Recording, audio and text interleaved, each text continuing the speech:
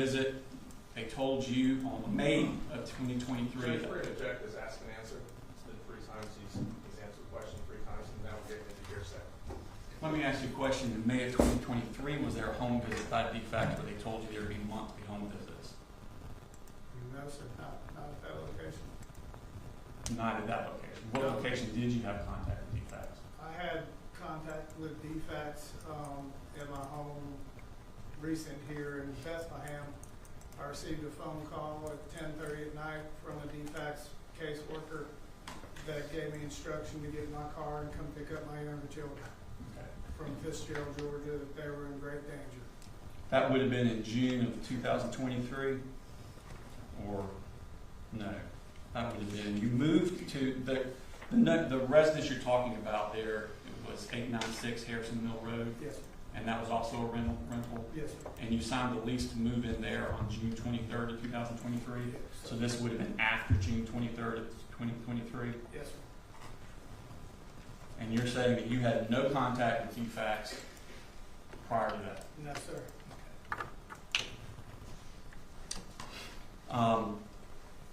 And when you moved, and when did you get the call to go pick up your kids from Fitzgerald?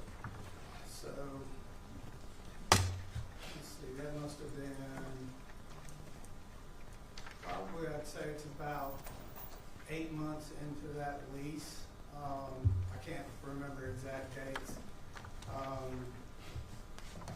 My wife and I were separated, and it was just Colt and I living at that home and that residence at the time, and we'd been there probably, we signed a 2-year lease, we'd been there for a little over half a year, I'd say.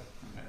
Would it have been that fall of 2023? Coming up on it, yes, sir. I would say it was before Halloween. And so you went and got the kids and brought them to that location? Correct. I drove down to Fitzgerald that next morning with no understanding of why I was being brought down there, and they laid out why I was there. And due to a hair follicle test with my ex-wife, and that the danger that they were in, and I needed to take those children.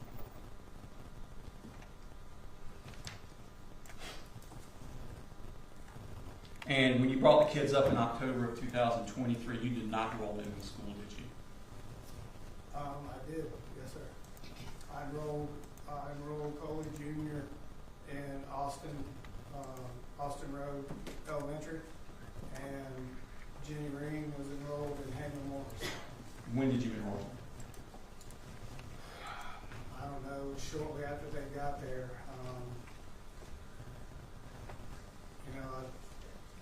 I think it wasn't too long, because I didn't want them to fall behind and whatnot, but I also wanted to give them a little bit of time to process what had happened, and just let them kind of get settled with their new surroundings.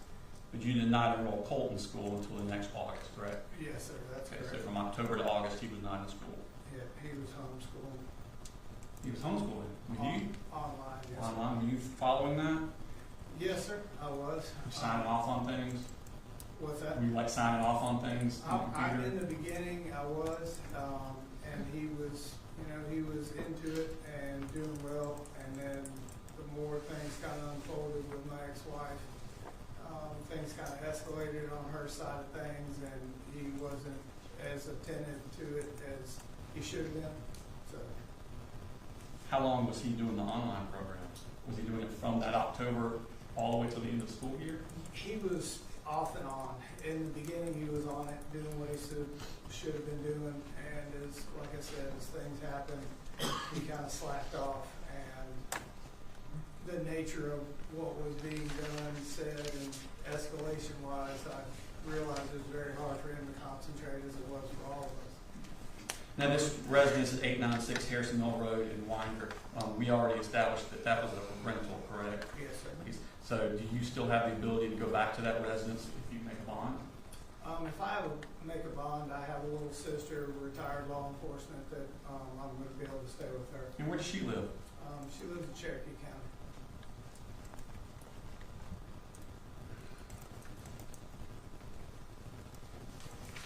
Just a second, please.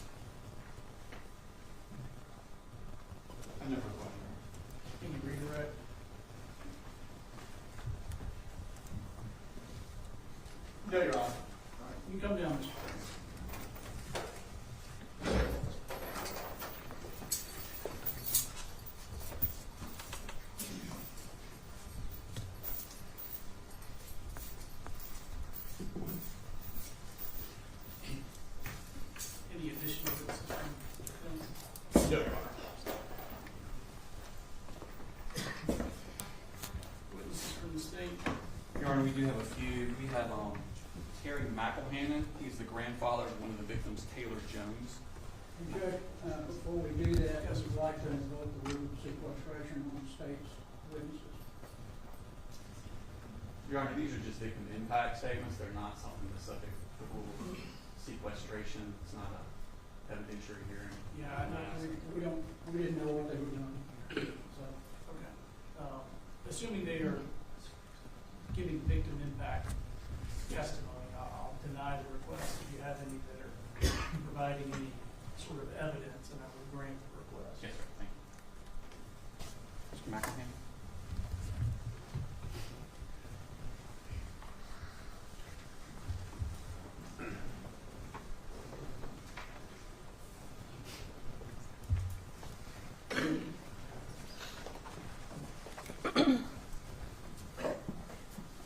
Your Honor, do you want him on the witness stand or stand at the podium?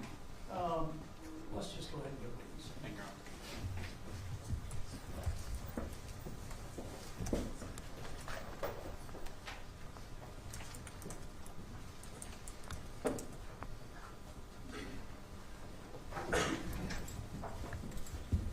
Your Honor. Mr. McElhaney, you could raise your right hand quickly. Swear the testimony you give right now, pending before this court with the truth, the whole truth, nothing but the truth, so help you God.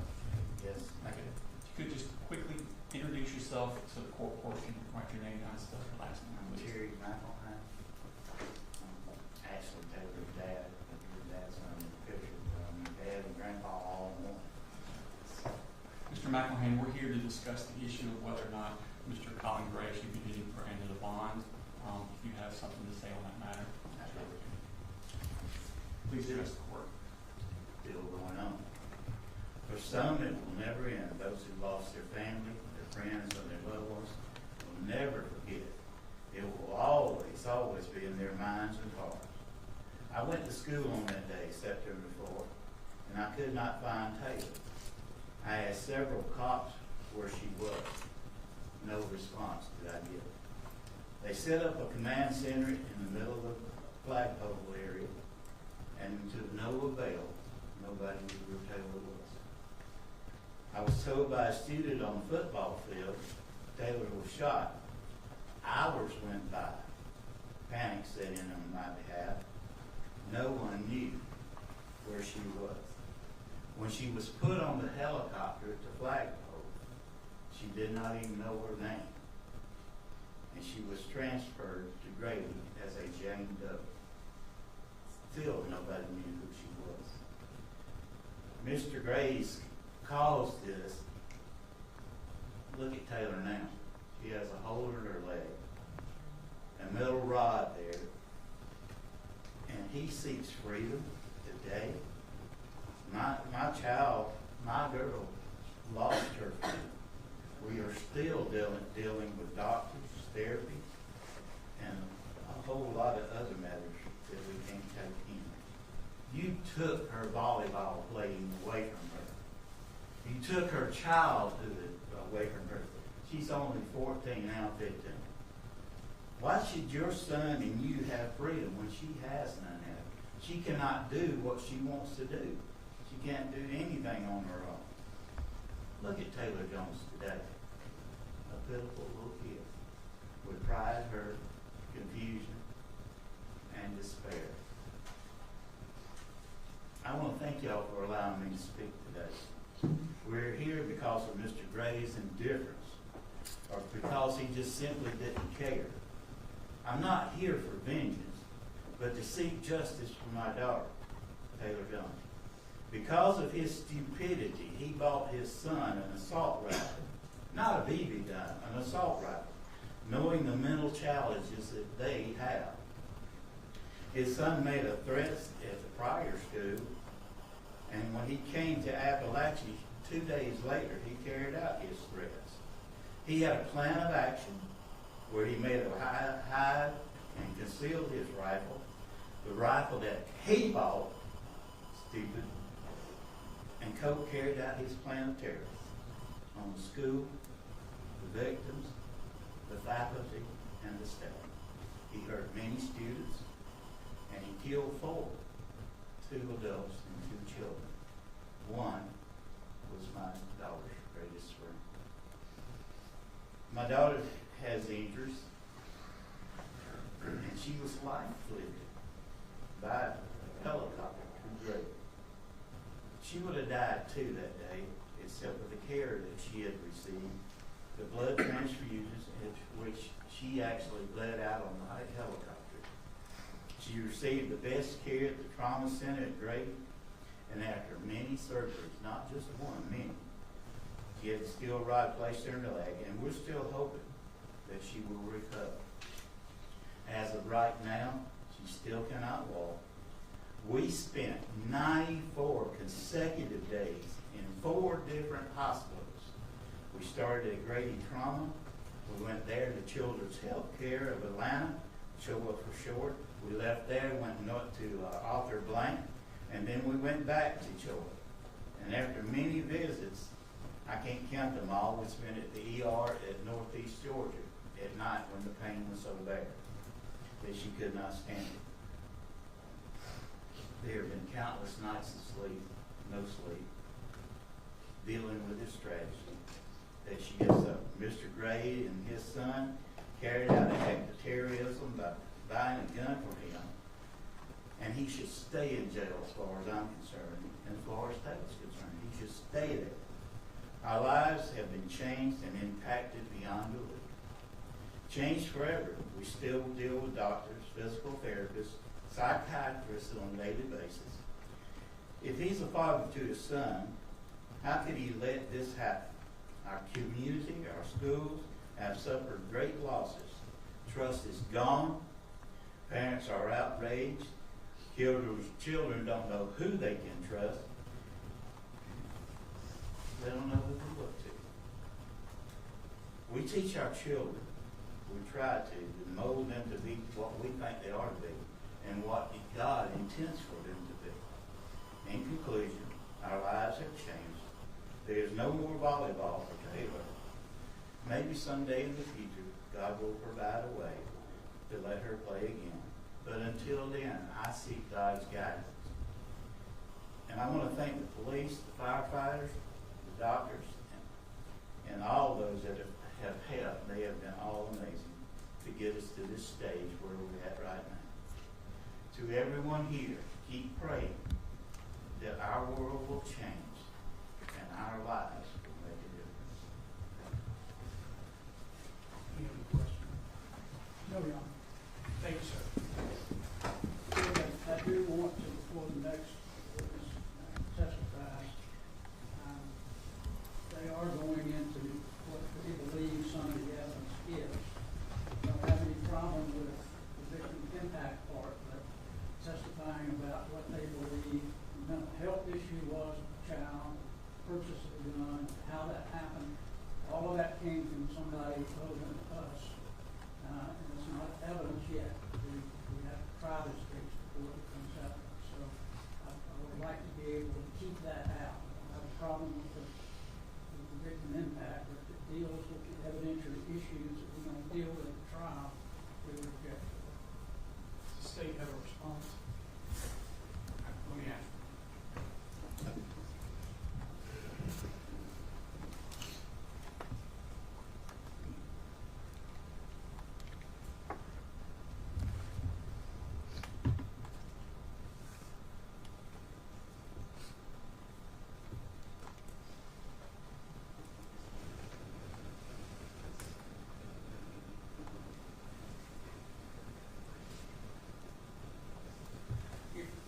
I would disagree at a bond hearing if say is admissible.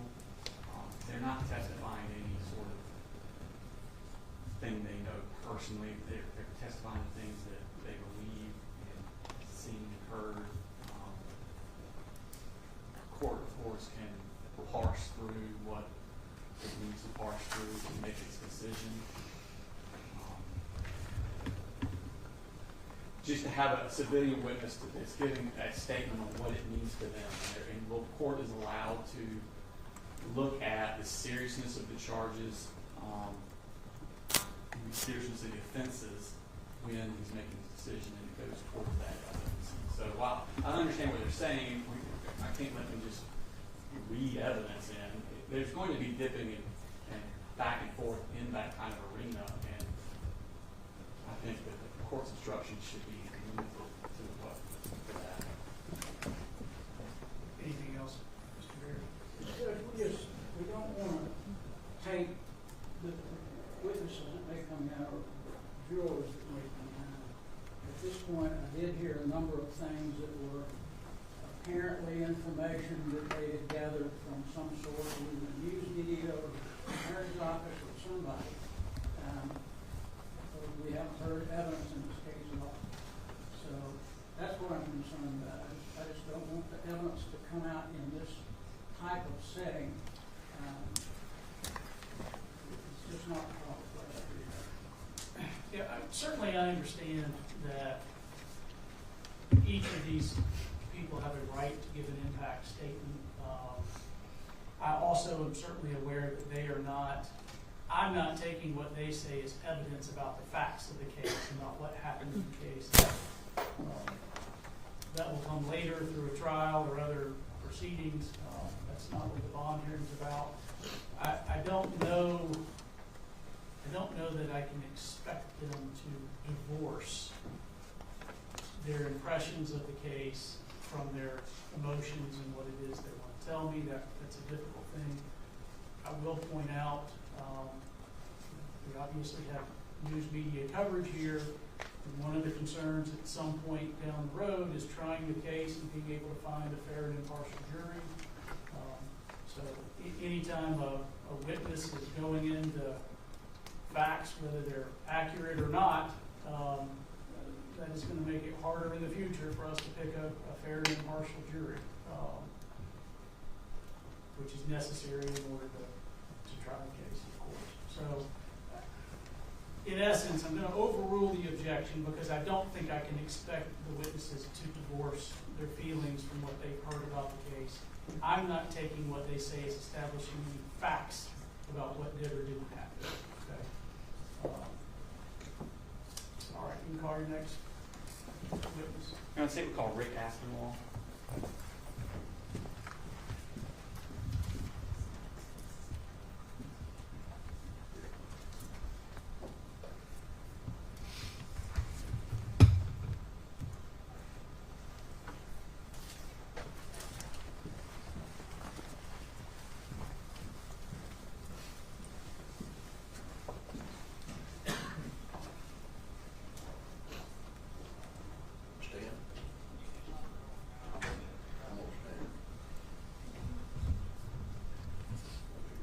Mr. Aspinwall, if you could raise your right hand, please. For the testimony I give in this matter now, even for the court, the truth, the whole truth, and the truth, so help you God. What is that? If you could state your name for the court reporter and spell your last name. My name is Mr. Richard William Aspinwall. Mr. Aspinwall, we're here to talk about issues of bond for this case. If you could, to the best of your ability, to keep away from the facts that you may have heard or think you know about the case, and just talk about how the impact was on you and your family in this case. I can tell you that it's been devastating for my family. I have two little girls that's going to be growing up without a daddy, two granddaughters. My daughter is devastated. She's lost a job. She's trying to recoup, find a new job. It has really affected her emotionally as she served 2 tours in the Army. And it struck her real bad.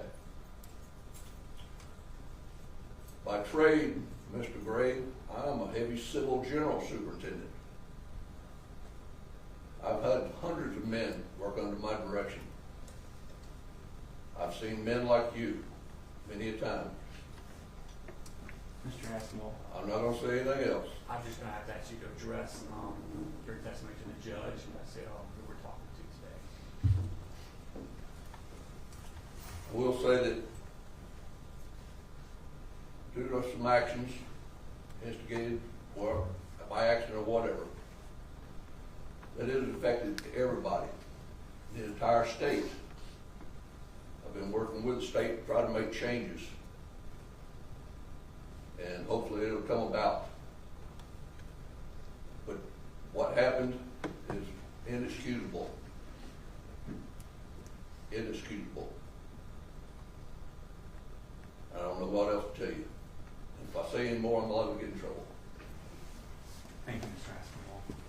Any questions? No question. Thank you, sir. Brianna Shermerhorn?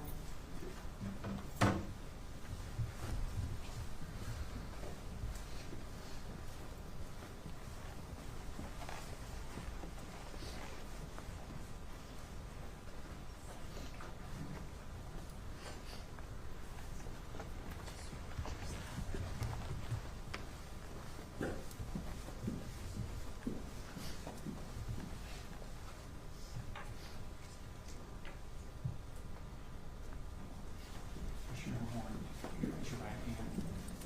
Swear the testimony given right now in the this court will be the truth, the whole truth, nothing but the truth, so help you God. Okay. If you could introduce yourself, you can see. If you could introduce yourself to the court reporter and spell your last name for her. My name is Brianna Shermerhorn, Schmermerhorn. And what we're here to talk about today is bond for Mr. Gray. If you could address the judge and let him know your feelings about bond without going into the facts of the case that you may or may not personally. So I will say that I struggled personally with the thought of letting Mr. Gray out on bond. It turns into honestly a matter of letting the judicial system do its job, where he can remain in protective custody, where he's released to the public, where you have more of a chance of street justice taking place. Since my son was murdered on September 4th, 2024, I'm still torn on which should be allowed to happen. I feel that the sheer irresponsibility of Mr. Gray's parent robbed my feeling of a chance to raise my son.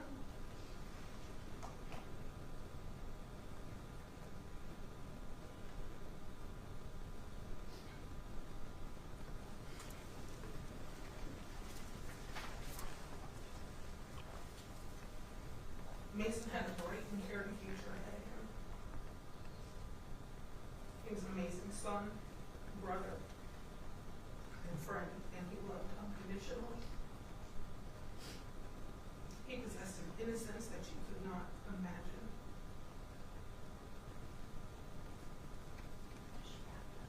For the turmoil that Mr. Gray held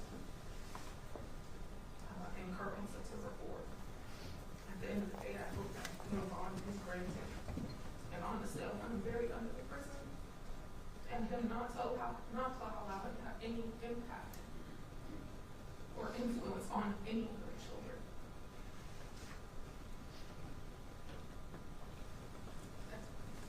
Thank you. Thank you, ma'am. No question. Let me know. I'm assuming.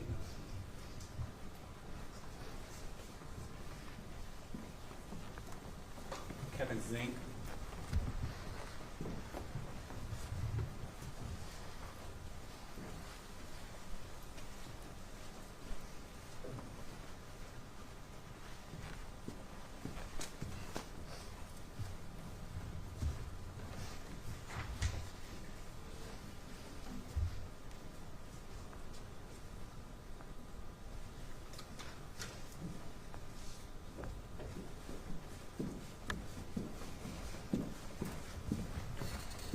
Can you raise your right hand?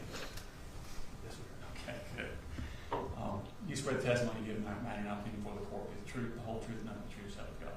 Yes, sir. You could introduce yourself and spell your last name for the court report. My name is Kevin Zink, Z-I-N-K-E.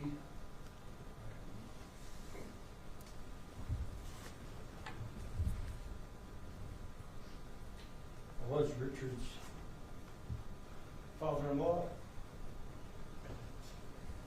Mr. Zink, take your time. We're here to discuss bail today. If you would address the judge and about the impact this has had on your family. It's been a tremendous impact in a negative way. We've all been devastated by this. I lost not only a son-in-law, but a close friend. Miss Ricky every day. Every single day. We are blessed with his children, and my wife and I get to spend more time than we should with them. Absolutely more time than we should ever have to have spent with them. I love them, but it's just a daily reminder that Ricky is gone. Ricky is no longer with us. He was a positive impact on those children, absolutely a dedicated father, involved in every aspect of their lives. And it is just so hard to look at them and be joyful for them. And they are beautiful. My condolences actually go out to all of the victims of this tragedy. D.A. Smith said to me in the very beginning, you do not have to be struck by the bullet to be a victim of this. And I couldn't agree more. There have been so many victims and so many people have come forward, and I really had a statement prepared, but I'm not going to read it. I would like to thank the first responders and the sheriff's department that reacted so quickly. I know they saved lives, and they have been so involved with us since. And the sheriff himself and Lieutenant Wilkerson and all of them have just been so helpful in getting us through this. And as far as the bail goes, I know there's criteria that have to be met. And I'm not going to stand here and judge anyone. It's not my position here. But I do know from, what the facts that have come out during the original hearing, that Mr. Gray's actions are pretty much responsible for what has taken place. I mean, him buying, I did write down one part that I don't even have to read it, that a statement about a shooter's outfit. When you buy a complete shooter's outfit for a 14-year-old boy, what is supposed to be the outcome of that? The consequences are grave. The decisions he made were unimaginable. I don't know how anybody could do what he did and buy those things for a 14-year-old boy and then not have any supervision, no involvement, no positive parental involvement. And I have 5 wonderful children and have been so involved in their lives and would not trade. I don't know how you can just look at yourself sometimes. I don't know. Because this is horrific. You have devastated the lives of, like Richard said, the whole state, the whole country. This is a devastating act, and I just don't understand. It just makes me so angry that I heard my wife is devastated. She is a ray of sunshine. You've taken her best friend. We did more family activities together than you can imagine. Every chance we did. And Ricky was just a huge part of that. I mean, he was just the most giving person I've ever known. And just a positive influence. I don't think anybody would disagree. He was an excellent mentor. He loved his students. He loved all of his team. He loved everything. He loved life. You have taken the life of just a fantastic person, and it's just, I haven't slept well since. I really haven't. This has just been extremely devastating. So, like I said, it's not my place to judge, but I would, at this point, seeing the actions and what has come of them, and if one of the criteria is a threat to society, then I can clearly see where bail should not be allowed for that reason alone. Thank you. Thank you, Mr. Mayor. Thank you. We have a brief audio recording from the wife of Richard Aston, Shannon. And it's simply audio. Yes, sir.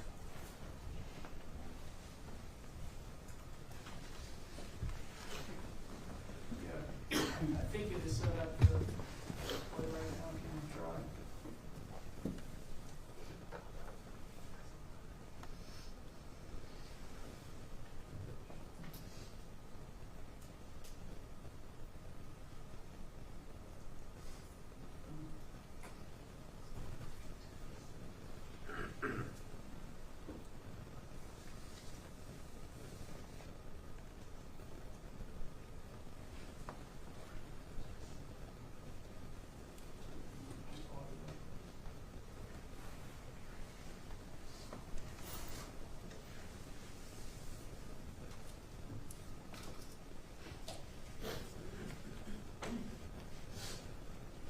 My name is Shana Aspinwall. I am the wife of Ricky Aspinwall.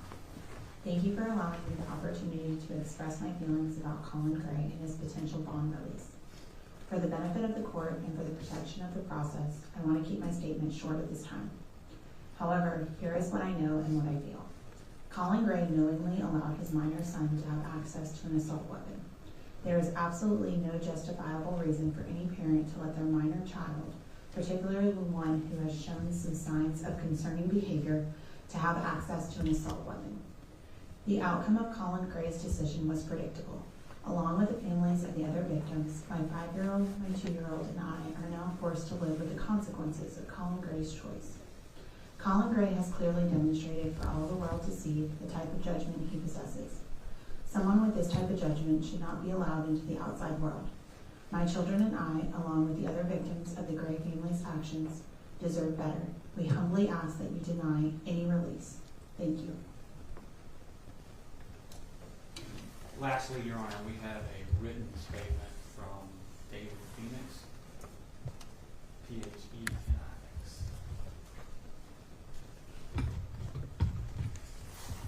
And Your Honor, Mr. Phoenix is one of the victims of the assault. It is my understanding that Colin Gray is seeking bond to be released from custody until his trial date. This statement is to express my vehement opposition to Mr. Gray's request. Apalachee High School, the city of Winder, Bexar County, and the surrounding communities are in the middle of a healing process due to the events of September 4th. September 4th was filled with hurt, hatred, and darkness caused by a 14-year-old student whose actions were driven by the decisions, choices, and actions of his father, Colin Gray. As a result of these choices and actions, the amount of pain that was inflicted on the school and the surrounding communities was unmeasurable. Lives were lost, people were hurt both physically and mentally, spouses were widowed, parents lost their children, and children lost their parents. There's a degree of everlasting pain and hurt that will never go away and always be felt by students, parents, and members of the community. For me personally, I was shot twice, once in the hip and once in the foot. I spent 8+ days in the intensive care unit at Piedmont Athens Hospital. I've had 2 surgeries that involved rebuilding my hip, as well as multiple follow-up appointments to the orthopedic surgeons, physical therapists, personal counselors, as well as other medical doctors. While my diagnosis is good and there will be lasting effects from these injuries that will impact and affect me throughout the rest of my life. Our school and community are slowly healing from an immeasurable amount of pain. We have come a long way from 5+ months ago. Releasing Mr. Gray on bond would essentially rip off the bandage of that healing and create the very anxiety, hurt, and pain that we are trying to heal from. Mr. Gray does not deserve bond based on the inexplainable decisions and choices that prompted the deadly actions of his son on September 4th. Conversely, our school and surrounding community deserve peace of mind and comfort knowing Colin Gray is behind bars. It is for these reasons that I'm asking you to deny the bond of Colin Gray. David Phoenix. That's all we have to say. Argument?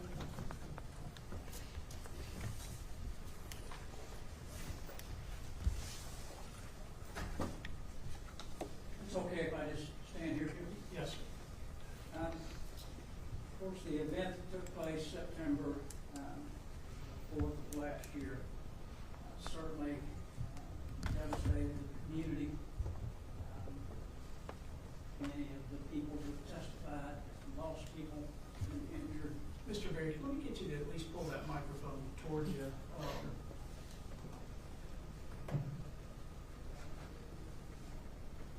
If I scoot around like You can, or you can go to the podium where there's a microphone. Sorry to interrupt. No problem. And we certainly see from the witnesses that testified and all of the things that we've seen in the newspaper, it's evoked a lot of emotion with everybody in this community. This is an unusual case. There have not been any cases of this type tried, only one that I know of in the United States where a parent has been charged with crimes of their child. I would like to point out, of course, as the judge knows, Mr. Gray is innocent until he goes to trial. He's found guilty by a jury of his peers with competent evidence. That's not taken place yet. The purpose of a pretrial bond is not to punish him before his conviction. And that's why we have set out certain standards. The ABA in 1968 set up standards. The courts here in this state adopted those standards. Cases that came shortly thereafter, Lane versus the state at 247 Georgia, 387, Burge versus the state at 238, 88, Ayala versus the state at 262, 704. All of these cases set out a criteria. The criteria is 4 different areas. One, that a person poses no significant risk of fleeing from the jurisdiction of the court or failing to appear in court when required. The state has the burden of proving each of these 4 areas would be in violation. They have not done that. There's been no evidence that's been presented as to the first area, which is the fleeing the jurisdiction. He has been in Georgia all his life. He's lived in and around this area. The state pointed out that he had moved a number of times. However, all of the moves are within a fairly short area. Second, poses no significant threat or danger to any person, to the community, or any property of the community. The state has not shown that he would pose any significant danger. He had a misdemeanor marijuana charge 26 years ago. That's the only thing that the state has been able to show the court from that standpoint. Number 3, poses no significant risk of committing any felonies while out on bond. The state has not shown that he would be subject to committing any felonies. He's, I think, 54 years old. This is the first time that he's been in any trouble other than the 1999 marijuana. Poses no significant risk of intimidating witnesses or otherwise obstructing the administration of justice. The state has not brought any witnesses before this court to show that he would be any significant risk of intimidating any witnesses. He's been in custody for all this time, has not caused any problems while there. In custody, has not attempted to contact any witnesses or intimidate any witnesses while he's been there, nor is any of his family. For those reasons, Judge, he certainly is eligible for bond. We feel that the court should grant him a reasonable bond under the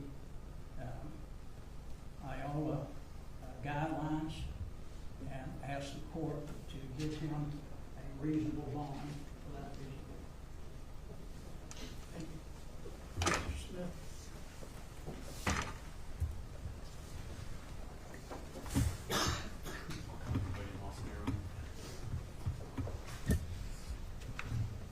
Your Honor, under 17.6.1, a court shall be authorized to release a person on bail. Not that you have to, but you're authorized to release a person on bail if the court finds all of these factors.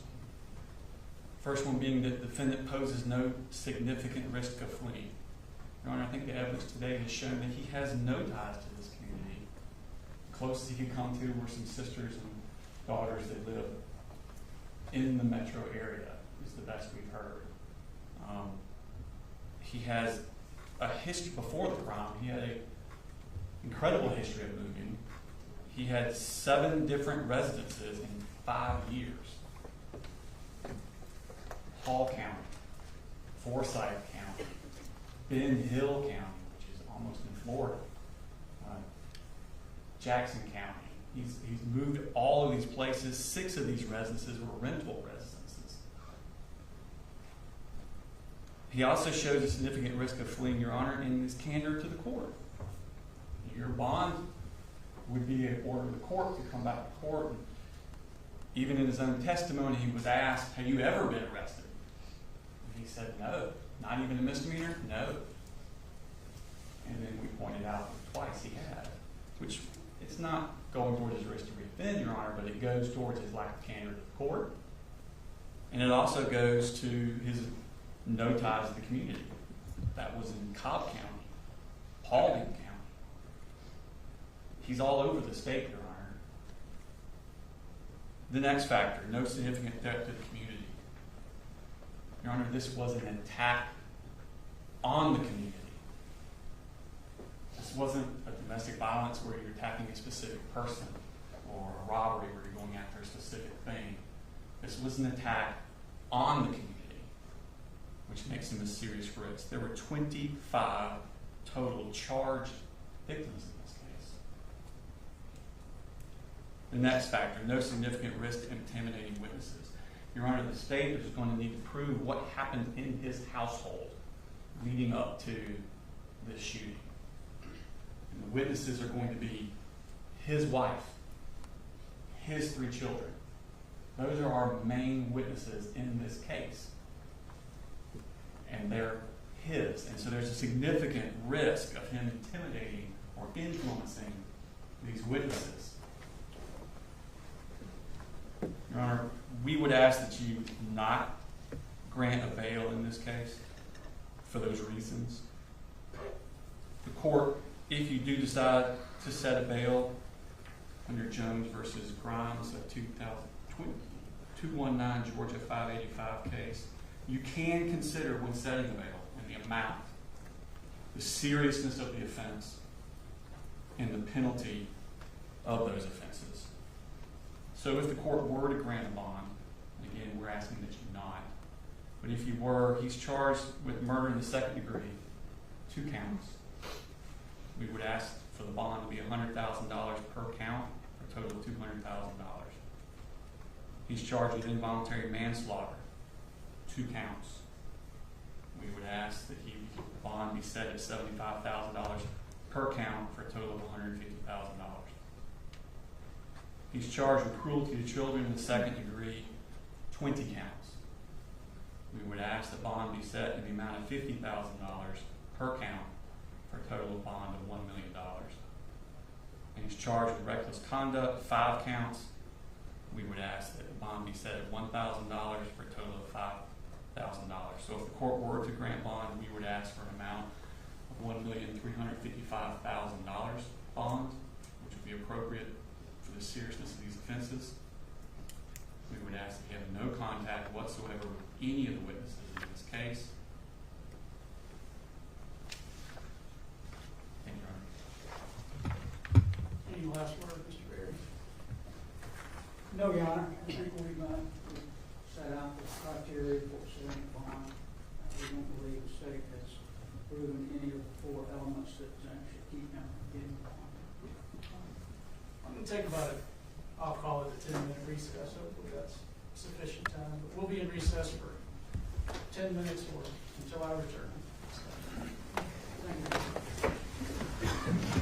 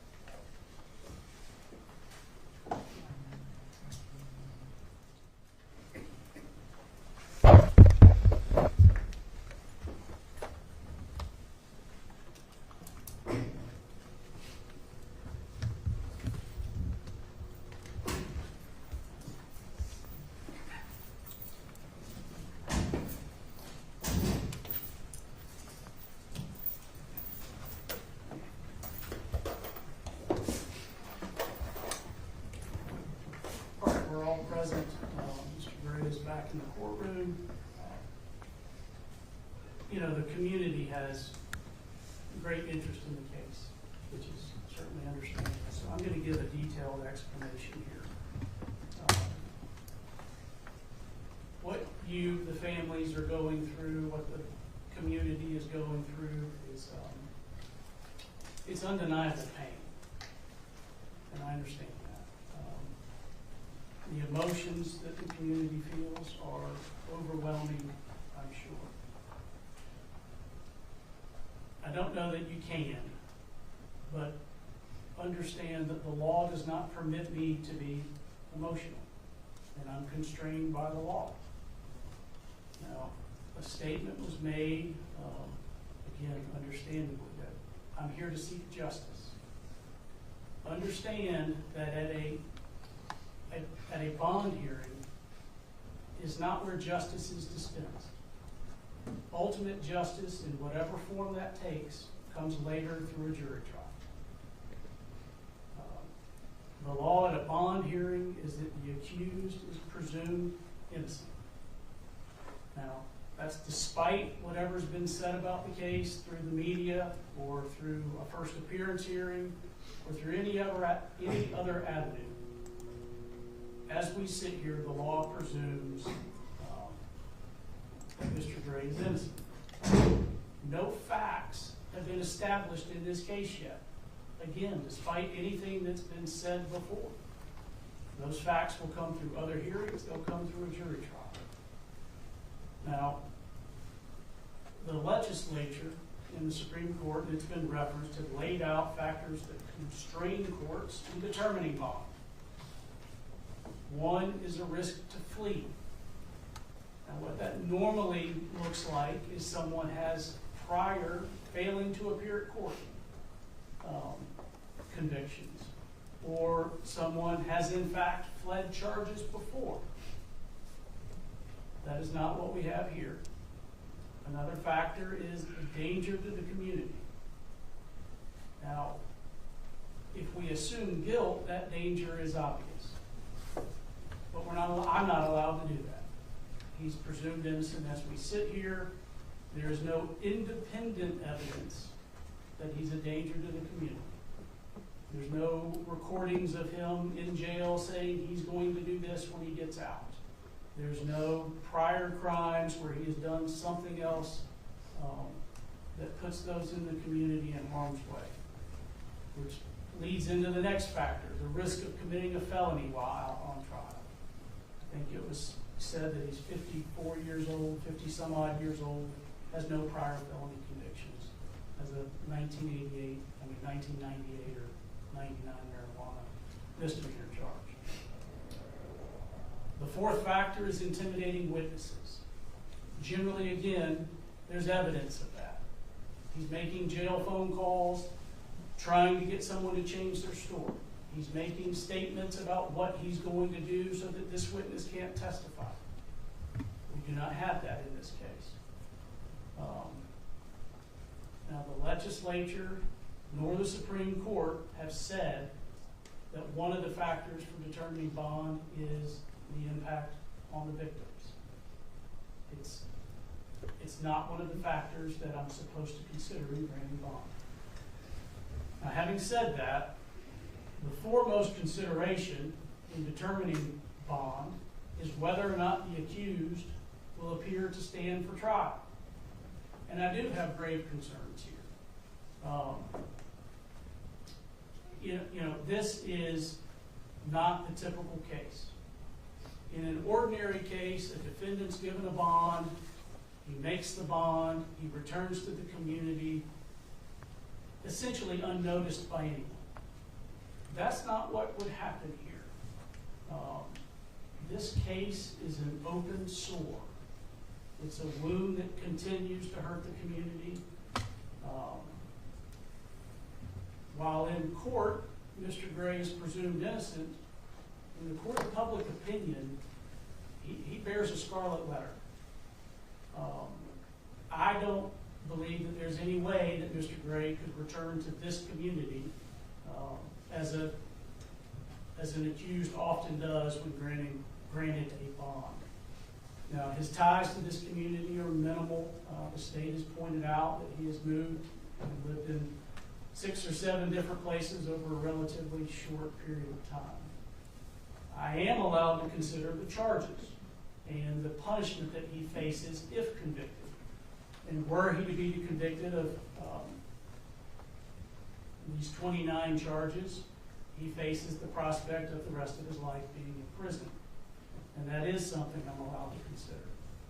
So, weighing all of these considerations, I believe that it is,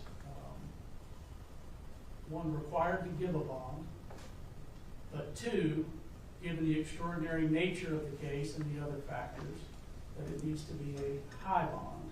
I'm going to grant a $500,000 bond, which is necessary to ensure that Mr. Gray appears at trial. I'm going to require 10% of that to be a cash bond. As a condition of bond, he's to have no contact with any of the witnesses whatsoever. I'll prepare Thank you.